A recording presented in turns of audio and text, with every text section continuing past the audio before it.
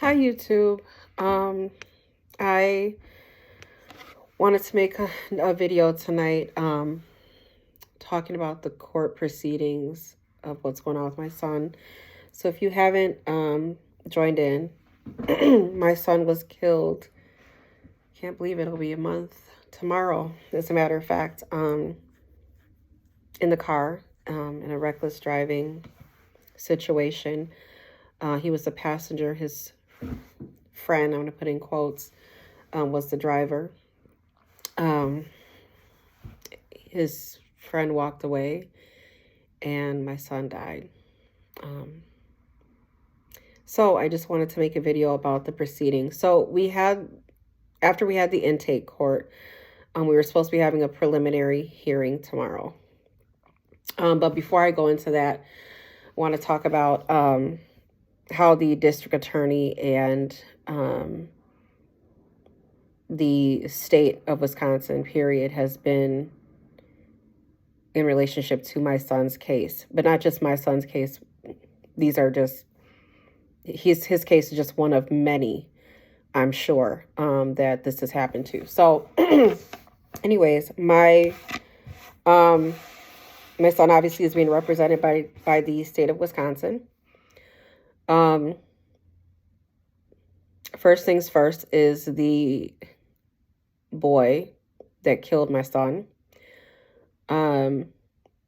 He is out.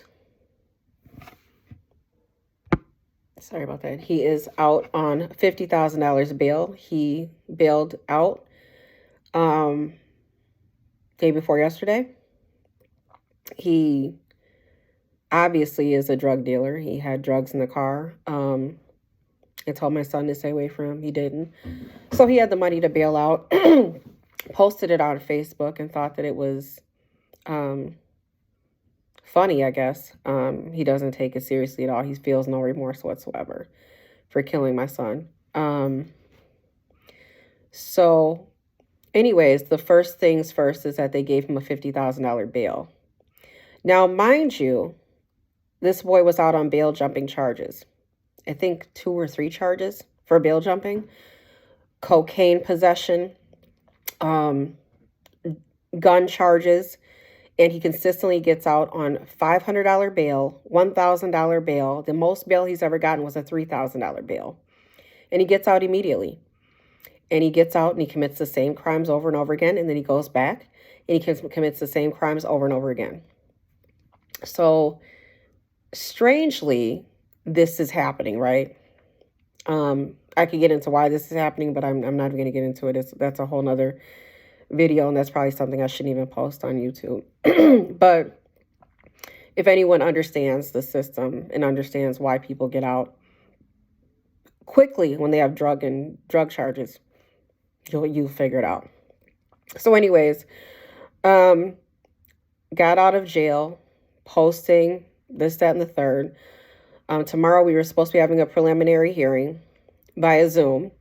He's in the comfort of his own home, by the way. Posted a picture that he's just sitting on the couch, hanging out, chilling, while my son is 6 feet in a cold ground in a cold coffin. Okay. But anyways, so we're supposed to have the preliminary hearing tomorrow, but he wants to attend a funeral. So because he wants to attend a funeral, I just find it funny, I'm sorry. Because he wants to attend a funeral, we have to have a hearing to find out if the judge is going to allow him to attend this funeral. Well, I can tell you how this is going to go. He's definitely going to get out to attend the funeral. They've let him do anything else he's wanted to do. He's on GPS monitoring, supposedly 24-hour GPS monitoring, which we already know how that goes. Several people are on GPS monitoring. They put the GPS on their TV somewhere warm, so it detects that there's a pulse, or not a pulse, but there's some type of heat. And then they go about their business and do what they want to do. So I'm pretty sure right now he's riding around the city, just being honest and transparent. So I'm saying all this to say this.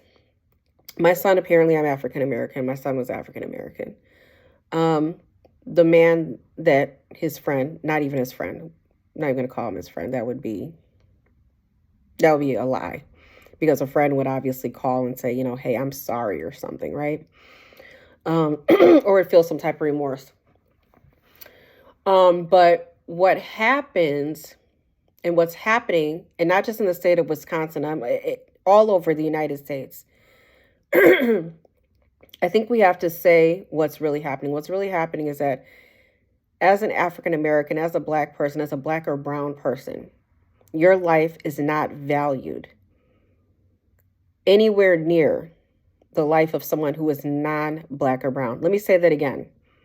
As a Black or brown person, your life is not valued anywhere near that of a person who is non-Black or brown. That's just a fact. It's not, I'm not spewing hate. That's not anything. It's just a known fact. For how long Black or brown people have been disregarded, have been treated differently. We are still treated differently. That is just the case. That's just it. For example, we had a case here in Wisconsin, Darrell Brooks, committed a horrible crime. He killed 6 people, injured over 65 more people with his car. Not sure what he was doing driving in a parade or why you even thought that it was okay to kill these people. Now, all of these people were Caucasian people that he killed, which was horrible. And I'm glad they threw him underneath the jail. Of course, he got life sentences for this. Now, mind you, his bail was $1 million. My son's bail was $50,000, or the bail for my son's killer was $50,000. So when you do the mathematics on that, I could be wrong. $166,000 per person. Yeah, and by all means, you can't put any price on anyone's life. But that is what happened, right? So with that being said, I simply asked the district attorney, I said, so make this make sense for me, sir. My son's life wasn't worth an extra $110,000 to maybe make sure this guy didn't get out of jail, who had already been bail jumping. I don't get it. So, of course, he's like, oh, ma'am, there's systemic racism in the city. There's systemic racism in the country. We understand that. I didn't even know your son was Black. I didn't even know that the driver was Black. That was not even my intention. I never knew that. I wouldn't treat anything differently. But you did. Then he goes on to say, well, we need to put a motion in maybe for the other ADAs on his other cases as to why they made his bail so low and we're able to let him get out. I appreciate you putting in the motion, but sir, now the ball is in your court and you failed miserably with giving him a $50,000 bail. When I told you he was going to be able to get out with a $50,000, it's inevitable. And what did he do? He got right out. So, I think the point that I'm trying to make is that I don't know who we have to talk to, and we've been talking for centuries. We've been talking for how long? We've had such great leaders, great African-American leaders, and great white leaders who have been trying to help us for equality, right? We've had help on people of all races and colors have tried to help us, but it still is a problem. It still is a real problem in our justice system, in our court system. This is a real thing that's happening. And, it's crazy because it just now hit my doorstep, right?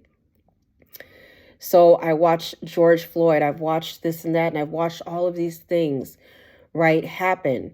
And it's on TV and you're like, God, that's horrible. And you're angry and you're mad but are you angry and mad enough to do something about it? Are you angry and mad enough to, how angry and mad are you? Or, does it really affect you? And then when it happens to you, right, when it comes, like I said, it came to my doorstep. Now it's like, this is real. This is really real. This is a real thing that is happening. This is a real, like, when they say that Black Lives Matter, right? I say that obviously all lives matter. All lives matter. You know, my son is part German too. All lives matter. But yeah, Black lives do matter. They matter. We matter. We should have the same justice system fighting for us as would fight for if my son would have been a white boy. And it's just not happening. It's not happening. And it's not okay. And, you know, everybody's like, well, don't pull the race card. I'm not pulling the race card. It's not about pulling the race card. The race card is out. It's been out. It never was put back in the deck. It's been out of the deck, and it can't go back in. And I don't know why, and I don't know how. But this happened, and it's real. And it's not happening just to my family. It's happening to several families, several Hispanic families, several Asian families, several, whoever is brown or black. It is happening to us daily. And do I honestly believe there'll be justice for my son? No. Do I think this man is going to spend time in jail? No. Do I think that he knows and he's secure enough to know that he's not going to spend time in jail? Yeah. He knows it. Do I feel horrible as a mom that I can't, even after my son is in the cold ground, I can't bring my son back, but I would love to give my son justice? Can I promise him that? No. I can't. Because the ADA doesn't care. The state of Wisconsin obviously doesn't care. They let this man out repeatedly to commit several crimes and then let him out. And when they let him out and let him jump bail again, when he jumped bail, he killed my son. So when does it end? How do we fight back? How do we say enough is enough? How do we say our lives matter? We matter. We just want to be treated the same. Just treat us the same. Give us that same energy that you would give anybody else. Just give us that energy. Please respect us just a little bit, please. I just don't know. I am beyond words. I'm beyond anger. I am beyond. The one thing I wanted to do for my little boy was to get him justice and not let him die in vain. And I feel like everybody's laughing.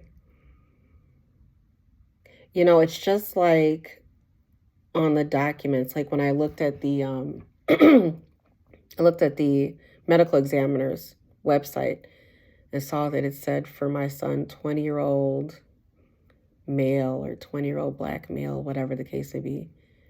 And you literally want to say he has a name. His name was Denari Type here.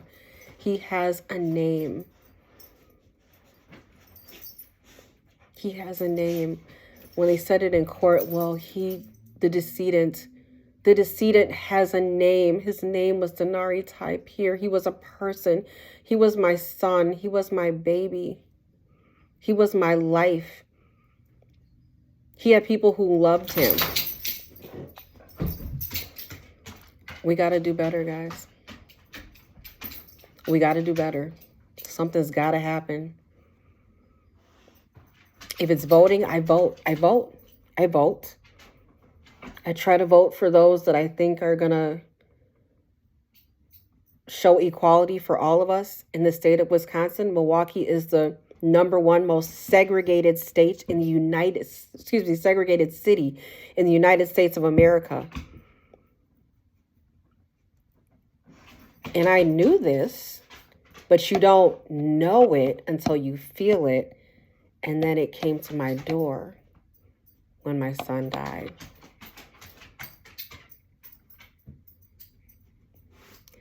So everybody, I just want us to think about this. Again, this is not a hatred video. This is not a white people against black people. This is not anything like that.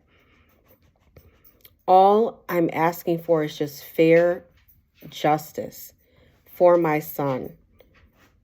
And it's not happening. It's not happening. And it hasn't happened for my son, and it hasn't happened for maybe many of your children, your loved ones, your whomever, your friends, your family. I know I'm not alone in this. And we got to do something. I just don't know what it is. I wish I did know. Obviously I don't know. I'm not in politics. I'm not, I have degrees, but I don't have the time to, I don't know. But something, we have to do something, guys. Thank you so much. Have a blessed day.